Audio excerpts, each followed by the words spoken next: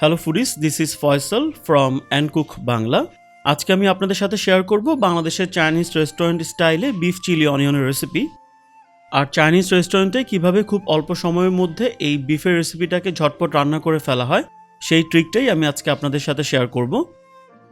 So আর কথা না বাড়িয়ে let's go to my kitchen and cook. Beef chilli onion রান্না করার জন্য আমি এখানে গরুর মাংস নিয়ে নিয়েছি 250 গ্রাম। আর মাংসটাকে আমি এভাবে একটু ছোট সাইজের টুকরা করে আর কিছুটা পাতলা করে কেটে নিয়েছি। এবার আমি এখানে অ্যাড করে দিচ্ছি 1 চা চামচ আদা রসুন বাটা, অর্থাৎ এখানে আমি 1/2 চা চামচ আদা বাটা দিয়েছি আর 1/2 চা চামচ রসুন বাটা দিয়েছি। কালো গোলমরিচের গুঁড়া দিয়ে দিচ্ছি 1/2 চা চামচ। 1 চা চামচ অ্যাড করে দিচ্ছি সয়া সস, আর এখানে আমি ইউজ করছি লাইট সয়া সস। একটা ডিম অ্যাড করে দিচ্ছি। লবণ দিয়ে দিচ্ছি প্রায় 1/2 চা চামচের মতো। আরও অ্যাড করে দিচ্ছি 1 টেবিল চামচের মতো কর্নফ্লাওয়ার। এবার আমি বিফের সাথে সব কিছুকে ভালো করে মেখে নিব। মাখা হয়ে গেছে, আর আপনারা চাইলে কিন্তু এই বিফটাকে এভাবে 15 থেকে 20 মিনিটের জন্য ম্যারিনেট করে রাখতে পারেন। এবার আমি মাংসটাকে ভেজে নিব। প্যানে আমি পর্যাপ্ত পরিমাণে তেল নিয়ে নিয়েছি। তেল গরম হলে আমি মাংসের টুকরাগুলোকে একে একে অ্যাড করে দিচ্ছি।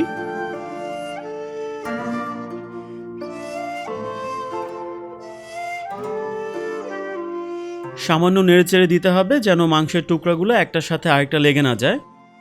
আর ঠিক এইভাবে চুলার মিডিয়াম টু হাই হিটে আমি মাংসের টুকরাগুলোকে প্রায় 3 থেকে 4 মিনিটের মতো ডিপ ফ্রাই করে নিব, অর্থাৎ ডুবো তেলে মাংসের পিসগুলোকে ভেজে নিব।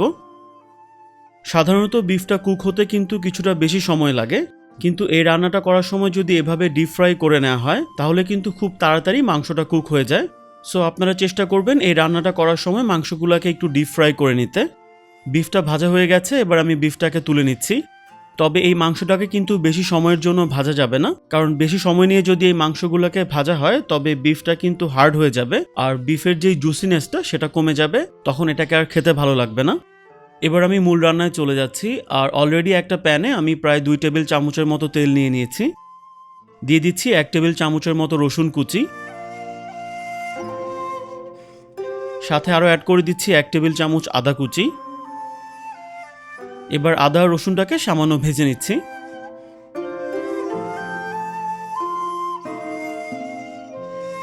7-8টার মতো কাঁচামরিচ ফালি করে অ্যাড করে দিচ্ছি। এবার আমি এখানে অ্যাড করছি পেঁয়াজ, আর পেঁয়াজটাকে কেটে আমি পেঁয়াজের কলিগুলো আলাদা করে নিয়েছি। আর এখানে প্রায় 1 কাপের মতো পেঁয়াজের কলি আছে।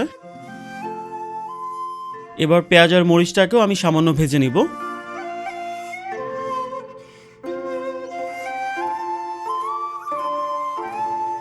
কিছুক্ষণ ভাজার পরে আমি ভেজে রাখা বিফটাকে এখানে অ্যাড করে দিচ্ছি। এবার সব কিছুকে আমি প্রায় 1 থেকে 2 মিনিটের মতো সামান্য নেড়ে চেড়ে নিব। আপনারা চেষ্টা করবেন এই পুরো রান্নাটাকেই হাই হিটে করার জন্য।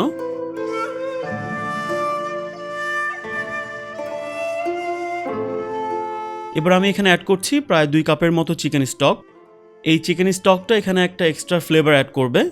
আপনারা চাইলে চিকেন স্টকের পরিবর্তে চিকেন পাউডারটাকেও এখানে ইউজ করতে পারেন। তবে আপনাদের হাতের কাছে যদি চিকেন স্টক বা চিকেন পাউডার কোনোটাই না থাকে, সেক্ষেত্রে নর্মাল পানি দিয়েও আপনারা এটাকে রান্না করতে পারবেন।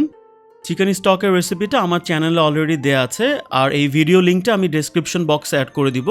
সো প্রয়োজনে আপনারা সেটাকে দেখে নিতে পারবেন। এবার আমি এখানে অ্যাড করছি 1 টেবিল চামচ সয়া সস, আর এখানে আমি দিয়েছি লাইট সয়া সস। স্বাদ মতো সামান্য একটু লবণ অ্যাড করে দিচ্ছি। যেহেতু সয়া সসে লবণ থাকে, সো লবণটা আপনারা এখানে একটু বুঝে অ্যাড করতে হবে। তাছাড়া আপনারা চাইলে এখানে টেস্টিং সল্টটাকেও অ্যাড করতে পারেন। এবার আমি আরও 2-3 মিনিটের জন্য এই বিফটাকে রান্না করে নিব। যেহেতু বিফটা কিন্তু আগে থেকেই ডিপ ফ্রাই করা ছিল, সো এটা খুব তাড়াতাড়ি কুক হয়ে যাবে।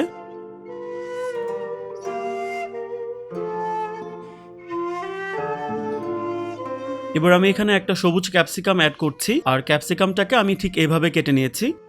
তবে আপনারা এই রান্নায় যে কোনো কালারের ক্যাপসিকাম ইউজ করতে পারেন। যেহেতু ক্যাপসিকামটা লম্বা সময়ের জন্য রান্না করলে এর কালারটা নষ্ট হয়ে যায়, আর ক্যাপসিকামটা কিন্তু কুক হতে নর্মালি বেশি সময়েরও প্রয়োজন পড়ে না। সো ক্যাপসিকামটা আমি রান্নার প্রায় শেষের দিকে অ্যাড করছি, যাতে ক্যাপসিকামের কালারটা ঠিক থাকে। এবার আমি এখানে 1 টেবিল চামচ কর্নফ্লাওয়ার সামান্য পানিতে গুলিয়ে নিয়ে অ্যাড করে দিচ্ছি। আর এটাকে অ্যাড করার পর কিন্তু আমাকে ক্রমাগত নাড়তে হবে, তা না হলে কর্নফ্লাওয়ারটা কিন্তু দলা পেকে যেতে পারে। আর এখানে কর্নফ্লাওয়ার অ্যাড করার ফলে কিন্তু এর যে ঝোল বা গ্রেভিটা আছে সেটা কিছুটা থিক বা ঘন হবে। আর ঠিক এইভাবে 2-1 মিনিট নাড়াচাড়া করতে করতেই কিন্তু দেখবেন ঝোলটা প্রায় ঘন হয়ে আসবে। আর এই পর্যায়ে আমি এখানে দিয়ে দিচ্ছি প্রায় 1 চিমটি পরিমাণ চিনি, এটা টেস্টটাকে ব্যালেন্স করতে সাহায্য করবে। এবার আমি শেষবারের মতো সব কিছুকে সামান্য নেড়ে চেড়ে নিচ্ছি। ব্যাস, আমাদের বিফ চিলি অনিয়নটা কিন্তু রেডি হয়ে গেছে। এবার আমি এটাকে গরম গরম সার্ভ করব। আর এই বিফ চিলি অনিয়নটাকে আমি সার্ভ করছি ফ্রাইড রাইসের সাথে।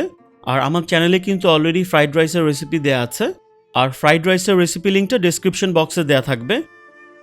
আর এই বিফটা কিন্তু একদম পারফেক্টলি কুক হয়েছে। আর হোপফুলি যদি আপনারা এই বিফ চিলি অনিয়নটাকে বাসায় ট্রাই করেন, এটা আপনাদের অনেক বেশি পছন্দ হবে।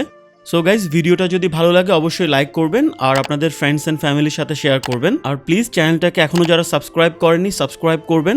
সবাই অনেক বেশি ভালো থাকবেন। Take care. আপনাদের সবার কাছে আমার একটা রিকোয়েস্ট থাকবে, দয়া করে আপনারা কেউ খাবার অপচয় বা নষ্ট করবেন না। Food is life, please don't waste food.